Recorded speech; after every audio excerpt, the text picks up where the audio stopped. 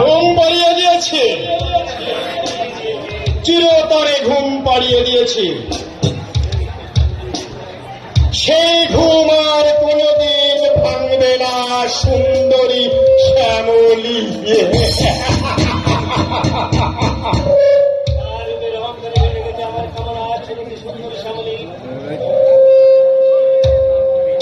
তার রূপের অহংকার ভেসে গেছে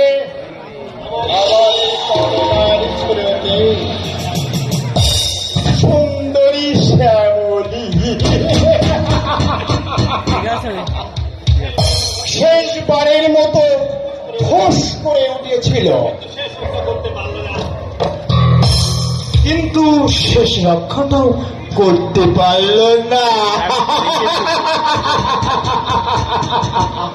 এই যে ভূষণের কাছে তাকে আর মানতেই হল। সর্বনাশ হয়ে গেছে, সর্বনাশ হয়ে গেছে। কে হয়েছে রে বাদল? লাশ? কে হলো? চুপ করে আছিস কেন? আমার খুব ভয় করছে স্যার। বাদল, কি হয়েছে তা বল।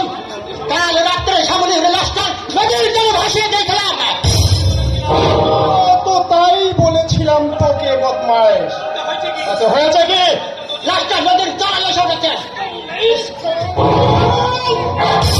তোকে না লাশটা মাঝ নদীতে ভাসিয়ে দিতে বলেছিলাম, আর তুই কি না? আমি তো তাই দিয়েছিলাম স্যার, আমি তো তাই দিয়েছিলাম। আপনি বিশ্বাসে করুন, আমার কোনো দোষ নেই। দোষ নেই বাদল, তাহলে লাশটা নদীর চড়ায় এলো কি করে? আমি তো তাই ভাবছি স্যার, জেলেরা ভোর রাত্রে নদীতে মাছ ধরতে গিয়ে সামুদ্রিক লাশ আবিষ্কার করেছে। আমি তো খেলাম, গ্রামের লোকজন সেখানে জড়ো হয়ে পাতলা করছে। তাহলে বাদল এখন উপায়? ও হ্যাঁ, উপায় তো একটা খুঁজে বের করতেই হবে।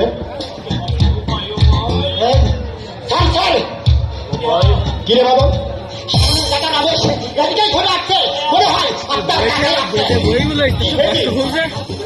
তাহলে জানতে পেরেছে যে কাজটা আমি করেছি। এখন কি হবে? এখন কি হবে?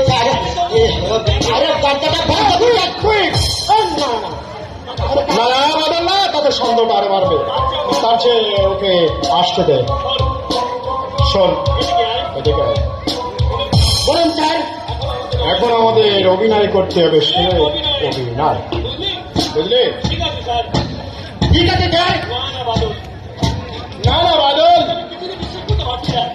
এ যে আমি কিছুতে বিশ্বাস করতে পারছি না। শ্যামলীর মতো নিষ্পাপ মেয়েকে কিনা অকালে প্রাণ দিতে হলো। এ কি আমরা জঙ্গলে বাস করছি? মানুষের কোনো নিরাপত্তা নেই। গরু ছাগলের মতো মানুষের লাশ পড়ে থাকবে খেতে খামারে। না, যেমন করে হোক শ্যামলীর খুনিদের আমাকে খুঁজে বের করতেই হবে, আর তাকে এমন শাস্তি দিতে হবে। শাস্তি তোমাকেও পেতে হবে। আরে রমেশ, এসো এসো। আরে এতক্ষণ তো আমি তোমার কথাই আলোচনা করছিলাম। একটু আগে নাকি শুনলাম শ্যামলীর মৃতদেহ নাকি পড়ে আছি নদীর চর। তবে আশ্চর্য হয়ে গেছে। আরে আশ্চর্য হব না, শ্যামলীর মতো মেয়ে। আরে কে তাকে এমন নৃশংসভাবে খুন করলো? শ্যামলী আমাকে দাদা বলে ডাকতো, আর সেই শ্যামলী আর আমাকে কোনোদিন দাদা বলে ডাকবে না।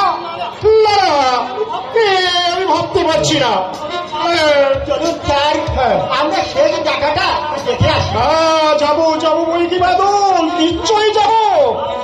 আর শুধু গেলে হবে না বাদল, শ্যামলী খুনিদেরকে আমাদের খুঁজে বের করতে হবে। তাকে এমন শাস্তি দেবে সত্য কেন যা দেখে সকলে